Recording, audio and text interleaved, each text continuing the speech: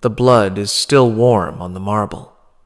Livia Marcella is 26 years old, and she can feel it soaking through the silk of her stola where she kneels beside her husband's body, can smell the copper iron stench, mixing with the perfume she had applied that morning for a dinner that will never happen.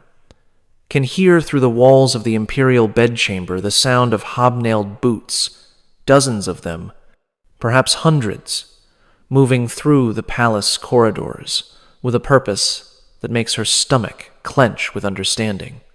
She was, until 17 minutes ago, Augusta Empress of Rome, wife of Gaius Aurelius Maximus, the most powerful woman in the known world. She commanded a household of 3,000. She received ambassadors from Parthia and petitions from senators.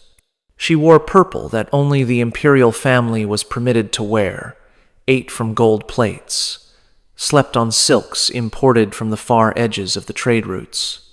Now she kneels in her husband's blood while the men who killed him secure the palace, and she understands with terrible clarity that the purple she wears has become a target rather than a protection. The door to the bedchamber opens. A man enters tall, perhaps 45, wearing the distinctive armor of the Praetorian Guard but with the red cloak that marks him as prefect. His face is familiar. She has seen it at state functions, at the morning salutations where her husband received his officers, at the dinners where military matters were discussed over wine and roasted peacock. His name is Lucius Cassius Nerva, and until 17 minutes ago, he was sworn to protect her husband's life with his own. Now he looks at her with an expression she cannot read, not triumph, not cruelty, but something colder, assessment. The calculation of a man determining what to do with a piece of the old regime that has suddenly become his to dispose of. Augusta, he says. The title sounds strange in his mouth, as if he is testing whether it still applies. My condolences on your husband's sudden illness. Illness. She looks at the body beside her, the stab wounds in the chest and abdomen, the defensive cuts on her husband's hands where he had tried to ward off the blades, the blood that has pooled across half the floor. Is that what we're calling it? That is what the Senate will be told. The emperor succumbed to a fever that struck suddenly and proved resistant to the physician's efforts. His death was peaceful. He named Titus Flavius Severus as his successor with his final breath. My husband hated Severus. He was planning to have him prosecuted for treason, which is why it was necessary to act before those plans matured. Nerva steps closer, his boots leaving prints in the blood. Severus is 3 days' march from Rome with the Pannonian legions. He will arrive to find the city peaceful, the succession orderly, the transfer of power complete. He will be grateful to those who arranged this transition. And me? She forces her voice to remain steady. What is your plan for the emperor's widow? Nerva smiles. It is not a pleasant expression. That depends on several factors. How cooperative you are, how valuable you prove to be, how much trouble you cause during the interregnum. The period between your husband's death and Severus's assumption of power. 70, 2 hours, perhaps slightly more depending on the speed of his march. During that time, the Praetorian Guard controls Rome. We control the palace. We control everything that happens within these walls. The implication settles into her chest like a cold weight. 72 hours. 3 days, during which the men who murdered her husband will have unlimited access to the imperial household, to the women who live within it, to her. What do you want? She asks. At the moment, information. The emperor kept records lists of those he suspected, evidence he had gathered, plans he had made. These records would be inconvenient if they fell into the wrong hands. I need to know where they are. And if I tell you, then you demonstrate cooperation. Cooperation is rewarded. And if I don't? Nerva's expression does not change, but something shifts in his eyes. Then you demonstrate the opposite, and the Guard has traditional methods for dealing with the households of fallen emperors, methods that your predecessors' wives experienced, methods that I am certain you would prefer to avoid. He lets the threat hang in the air, lets her imagination supply the details that his words do not specify. "I need time to think," she says. "You have until midnight. After that, I will assume you have chosen non-cooperation, and I will proceed accordingly." He turns toward the door, then pauses. "One more thing.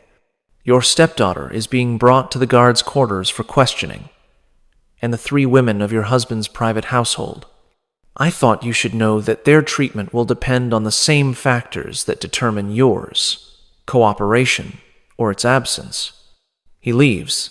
She hears the door lock behind him, hears the guards taking up position in the corridor, hears the sounds of the palace being systematically secured by men whose loyalty has shifted to a new master.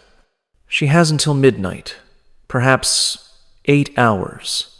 8 hours to find a way to survive what is coming. What you are about to learn has been deliberately excluded from the histories that record Rome's imperial successions.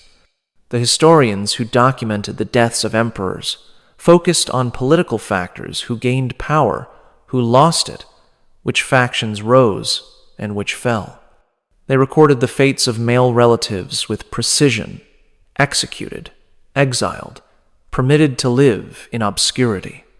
They noted the disposition of property, the redistribution of titles, the realignment of the senatorial class.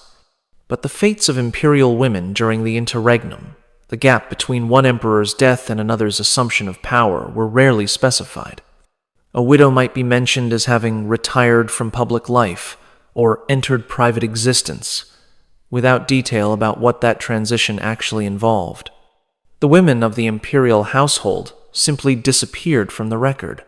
Their experiences during the dangerous hours after their protector's death left to imagination. Tonight you will learn what actually happened during those hours. You will learn about the Praetorian Guard, the elite soldiers sworn to protect the emperor, and what they did when their oaths became void. You will learn about the interregnum tradition, the understanding, never written but universally acknowledged, that the Guard had certain privileges during the transition period.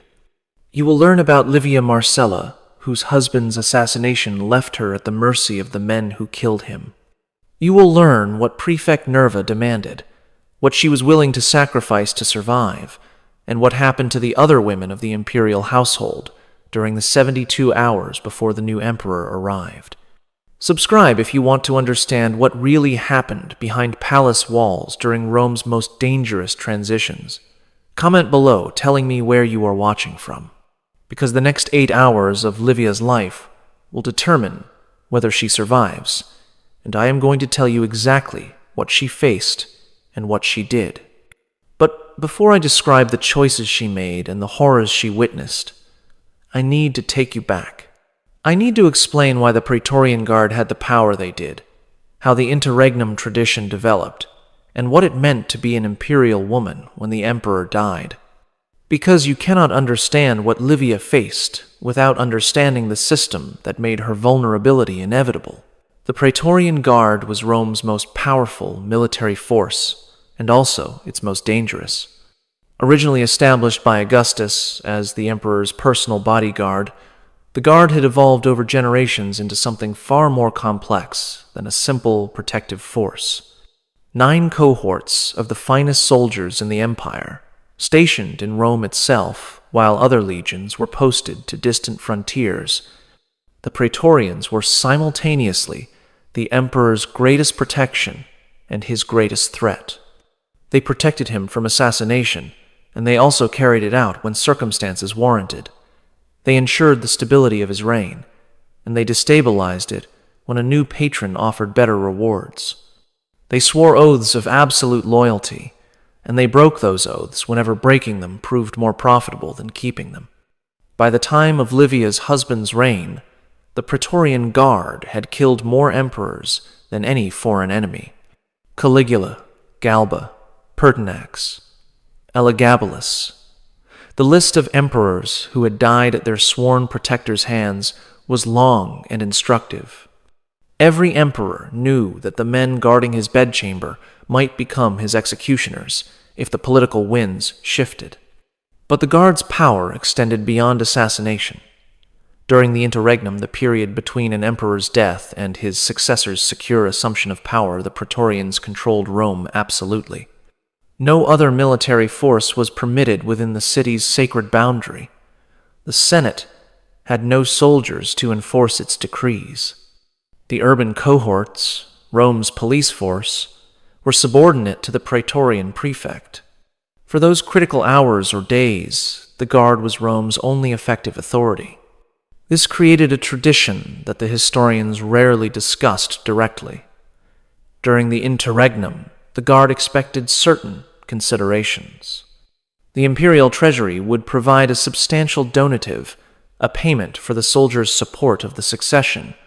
The new emperor would confirm the prefect's position or negotiate his honorable retirement. And the palace itself, with all its contents, was understood to be available for the guard's immediate enjoyment. The contents included people,